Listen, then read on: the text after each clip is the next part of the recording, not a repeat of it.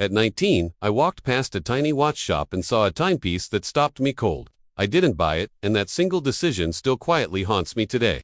It wasn't a luxury watch, yet something about its design felt meaningful.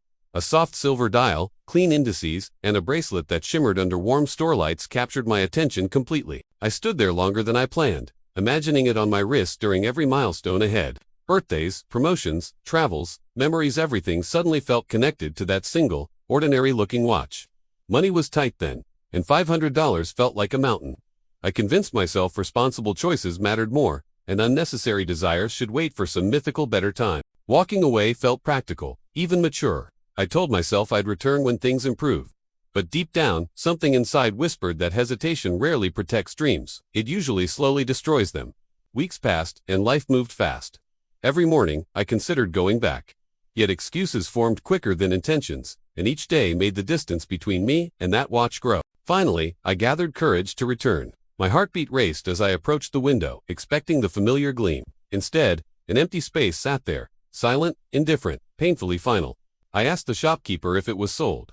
He nodded casually, unaware his simple gesture reshaped a memory I'd carry for years. Regret settled deeper than disappointment ever should. It wasn't about the watch anymore. It was about hesitation, timing, and how opportunities vanish quietly when we keep waiting for circumstances we imagine will someday feel perfect. For years, I searched online marketplaces, secondhand stores, and forums. I found similar pieces but never the exact one.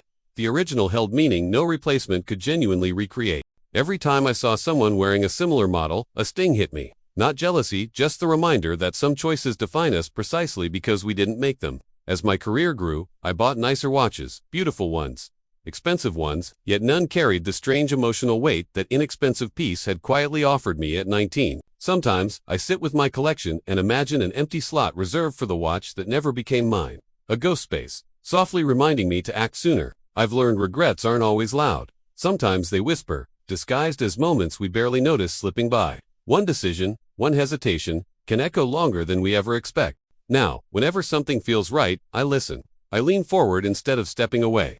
I've realized intuition often recognizes meaning long before logic catches up properly. That watch taught me a lesson without ever sitting on my wrist. A momentary pause can cost a memory, and time doesn't return second chances with the same tenderness. If I could revisit 19-year-old me, I'd push him gently through that shop door.